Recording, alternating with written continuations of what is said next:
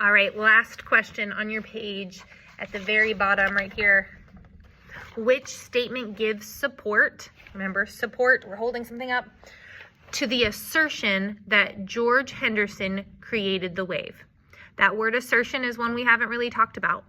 If you don't know a word, sometimes we just start to go, I don't know that, I'm not sure. If you have watched SpongeBob, there's that time where he's pulling all the filing drawers in his brain looking for something and they start to catch on fire, right? I need you to not freak out if you don't know a word. Delete the word and try to see if you can make meaning around it. So if I don't know the word assertion, let me read that question without it. Which statement gives support to George Henderson created the wave?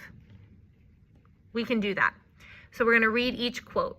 The wave became widespread in the 80s and early 90s. That has to do with time. That doesn't have much to do with George Henderson. It's a true fact. Doesn't link back to George. So I'm going to delete A. Rob Weller claims he led the world's first wave on October 31st, 1981. Well, that's in direct opposition to what they're asking us to support. That we're trying to support that George Henderson created the wave. Then I look at C and it says the A's season ended on October 15th, 1981, and there I am on this video leading the wave.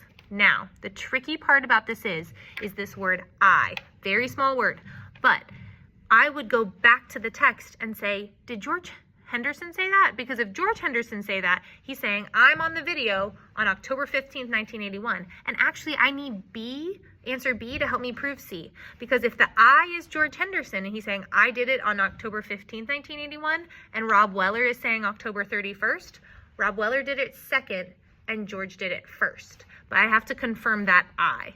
And if I went back to the test, I can see that it was indeed George Henderson saying, I am on this video. D, the wave was a very intimidating thing for a while until everyone copied us. That one's not a good answer. There's this us. It's talking about the wave being intimidating. It's not talking about the wave starting. So A and D are easy to delete. B actually helps you answer C because B proves that Rob Weller did it about 15 days after the I, which is George Henderson, in quote C. So quote C is the correct answer.